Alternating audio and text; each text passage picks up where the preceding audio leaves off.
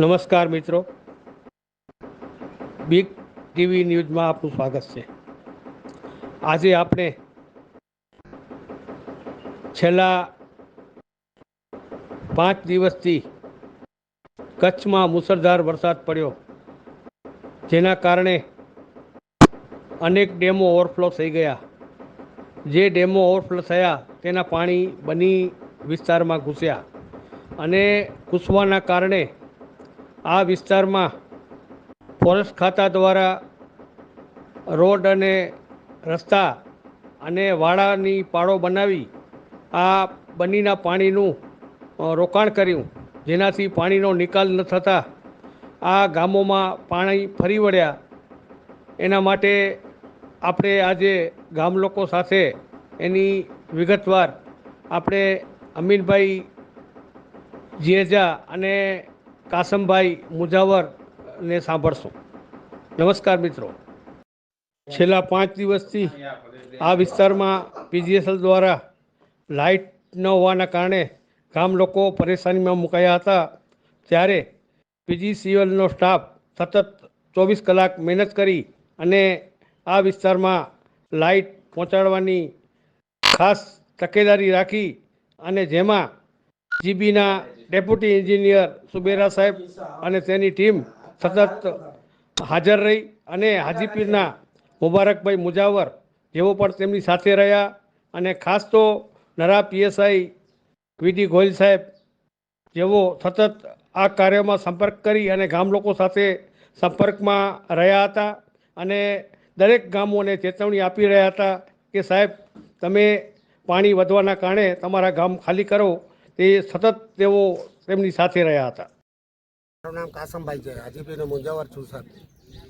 ને પંચાયતનું આપણા માજી સભ્ય છું, બરાબર. હકીકતમાં જુઓ તો હમણાં જે આ વરસાદ પડી ને એમાં પોલીસની સેવા બહુ હતી. અમારા નારાયણ પીએસ સાહેબ વાર અમારે ગામડિયામાં આવતા અમારે કહે ભાઈ તમારે શું તકલીફ છે, વધારે પાણી ભરાઈ જાય તો તમે ખાલી કરી નાખો ગામ. એ બધું એની સૂચના ચાલુ જ હતી અમારે એવી રીતે. ને પછી લાઇટની સુવિધા અમારે ઘણી હતી. લાઇટના કર્મચારી અધિકારી રાતે 2 અઢી વાગે લાઇટ બનાવતા હતા. એની બહુ સુવિધા હતી. તો તમે સરકાર પાસે શું માંગણી કરો? અમે તો એ માંગણી કરી, આ જે જૂની છે લાઈન બદલે, આ વારંવાર અધિકારી બિચારા હેરાન થાય છે. જૂની 1985 ની લાઈન છે એ બદલી જાય ને આ મોટી લાઈન ઓછી મોટો અહીંયા વાર થંભલા ન પડે નરા કે વિસ્તારમાં ડેપો બનાવે લાઇટનું. એટલે તમે જીબી અને પોલીસ ખાતાનો આભાર માનો છો? આભાર વ્યક્ત કરીએ છીએ અમે સાહેબ. અહીંયા જે આ અત્યારે અમારા ગામડા લુણા, નાના મોટા, બુરકલ, હાજીપીર એ ગામડાનું જે પરિસ્થિતિ છે એ અત્યારે આ ભીટારાથી ને જે ટુરિઝમમાં રોડ નવો બન્યો છે એમાં એક જ નાલો નથી.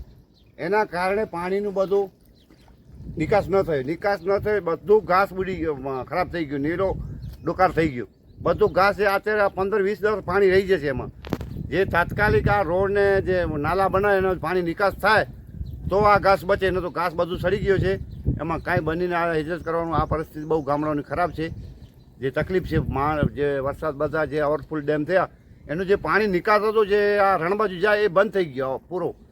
લગભગ ઓછામાં ઓછા 12 કિલોમીટર નવો રોડ બન્યો છે ટુરિઝમ માટે. જે આ દંડ બાજુ બન્યું છે એમાં એક નાલો નથી. નાલો છે એકાદ નાનો નાલો છે, એમાંથી આટલું બધું પાણી ના નીકળે. એના કારણ છે આ ગામડાની પરિસ્થિતિ બહુ ખરાબ છે. બધા ગામડા બુરકલ બધે આ નાના નાના બધા ખાલી ગયા. અમારું ખાલી કરવાનો વારો આવી ગયો છે. પરિસ્થિતિ બહુ ખરાબ છે ગામડાઓની. મચ્છર ને જે તે ઘાસ આખો સડી ગયો છે. એ અમારી રજૂઆત છે. અને રોડ ક્યાંથી બનેલો છે? રોડ આ ભીટારા થઈ કરી પછી આ જે દંડ વિસ્તારમાં છે ને જાય છે, આ ટુરિઝમ માટે બનાવ્યું છે. જે અહીંયા આ ફોરેસ્ટ વાળાનું જે પણ આયોજન છે, જે પ્લાન છે એના માટે રોડ પહેલાં હતો પણ તૂટેલો હતો. આથી બહુ કમ્પ્લીટ રિપેરિંગ થઈ ગયું. એમાંથી પાણી નથી જતું. જે ખાતાએ રોડ બનાવ્યો છે તે એમાં કમ્પ્લીટ રોડ બની ગયો છે. એમાં નાલો એક જ નથી. એકાદ નાલો છે ખાલી 2 પુલિયા નળ. એમાંથી આટલું બધું 3 ડેમોનું ઓવરફ્લોનું પાણી એમાંથી ન નીકળે. પાણી ભરાઈ કરીને પછી અમારા ગામડા બાજુ આવી ગયો, જેમાં હાલત બહુ ગંભીર છે. પરિસ્થિતિ ગામડાઓની ખરાબ છે. ઘાસ બધા સરી ગયા. તો સરકારશ્રીને અને કલેક્ટરને શું તમે કહેશો? અમે કે આ પાણીનું નિકાસ થવું જોઈએ. પાણીની જે પહેલાં દિશા છે એ બાજુ જવું જોઈએ. આ બાજુ ખોટા બાંધ બાંધી દીધા છે રોડના. આ ટુરિઝમવાળા કે જે પણ વિકાસ છે સરકારનું એ આયોજન વગરનું છે. એના માટે પાણીનું કોઈ નિકાલ નથી. એમાં પુલિયા બંધાય, મોટી પાપડીઓ થવા થઈ. આખું ગામ આ બુરકલ ગામ આખું પાણીમાં હલાઈ ગયું છે. બધા એટલો બધો વરસાદ તો છતાં પાણી બધા ઘરોમાં પાણી આવી ગયું છે. એ પરિસ્થિતિ પછી ફોરેસ્ટના વાળા છે ને મોટી મોટી પારીઓ બનાવી છે, એમાં તો પાણી રોકાવાનું જ છે. ફોરેસ્ટ વિભાગે જે વાડા બનાવે છે બનાવ્યા એના પારા નડે છે ને બીજી આ રોડ બનાવે ફોરેસ્ટ આ વાળા. બનીનું પાણી ધીમી ગતિએ એમાં બર ન હોય, થોડોક એને બાંધ આવીએ પાણી રોકાઈ જાય. એમાં કાંઈ સ્પીડ ન હોય, ધીમી ગતિ હાલે. પાણી જ્યાં તો એ બંધાઈ જાય પાણી. હા. એનું કાયદેસર નિકાલ આપણે એક સરકારને વિનંતી કરી છે, હા, મેં વિનંતી કરી છે કે સાહેબ તમે બન્ની વિસ્તારની અંદર એક મોટા 7 થી 8 ડેમ બનાવો તો બન્નીની કાયમ માટે પાણીની પરિસ્થિતિનો નિકાલ થઈ જાય. તો એના માટેનું આપણું કયા વિસ્તારમાં તમને આ બનાવવા જોઈએ? અત્યારે તો અમારા જે અધિકારીઓ છે, જવાબદાર છે, એની વિઝિટ કરે આ રોડની. અમારી મેન જરૂરત એ છે કે આ રોડનું જે પાણી જે બંધ ઊભો રહી ગયો એનો નિકાલ કરે. સરકારશ્રીઓ આવી વિઝિટ કરે, અધિકારી મોકલે, અહીંયાની વિઝિટ કરે, શું પરિસ્થિતિ છે ગામડાઓની. કોઈ આવતું નથી. તલાટી સુધાન કોઈ નાનો અધિકારી નથી આવતો ગામડામાં. આ બધા ગામડા લાવારી જ પડ્યા છે. કોઈ નાનું માણસ આ એટલું બધું પાણી ભેગું થયું છે, કોઈ માણસ પૂછા કરવા નથી આવતું. સરકાર હોય કે રાજકારણી હોય, કોઈ પૂછા કર્યો નથી. ખરેખર પોલીસ ખાતું અમારી પૂછા કરે છે. આજે નરા પોલીસ સ્ટેશન ઈ પૂછા કરે વારે અમારી, ઈ પૂછા કરે અમારી. અને જીબી ની સેવા કેવી? હા એવી, હા જીબી ની સેવા બરોબર છે. સેવા છે. પોલીસ ખાતાની જીબી ની બહુ સેવા છે.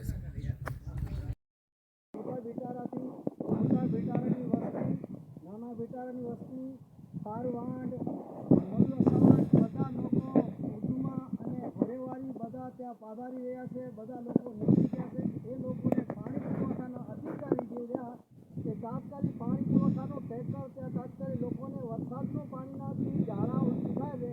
એના હિસાબે મહેરબાની કરી પાણી પુરવઠાના અધિકારી કલેક્ટરને અમે જાણ કરીએ છીએ. તાત્કાલિક પાણી અને એની વ્યવસ્થા તાત્કાલિક ઉધમાં મોટા બિટારાની વસ્તી ઉધમાં પહોંચી છે અને નાના બિટારાની વસ્તી ગોરેવાની અને ઉધમાં વચ્ચે અને ટ્રેક્ટર 2 પાણી દરરોજ જોશે અને લોકોને પહેલાં પાણી પીવાથી ઝાડા અને ઉલટી થાય છે.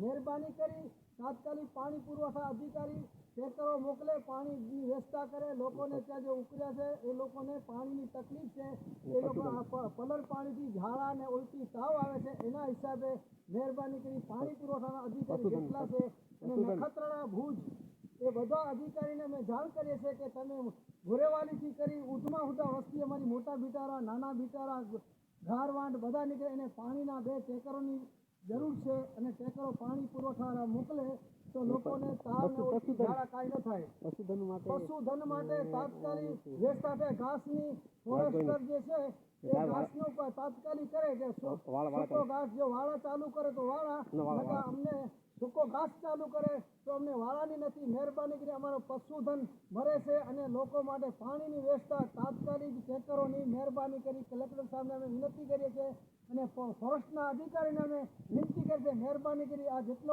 અમારો માલ પશુધન નીકળ્યો છે એને ગોરેવાલી ઉધમાં ત્યાં તાત્કાલિક બિટારા, નાના બિટારા, મોટા બિટારા, ઘારવાંડ બધા વસ્તુ ત્યાં પહોંચી છે. એનું મહેરબાની કરી તાત્કાલિક સરકાર નિર્ણય લઈ અમને ઘાસ, પાણી અને બધું ત્યાં પહોંચાડે અને જે ટેકરોની વ્યવસ્થા તાત્કાલિક પાણી પુરવઠા અધિકારી કરે. નકા ઝાડા અને ઉલટીના હિસાબે લોકોને તકલીફ થશે. વરસાદનું પાણી પીશે તો ઝાડા અને ઉલટી થશે.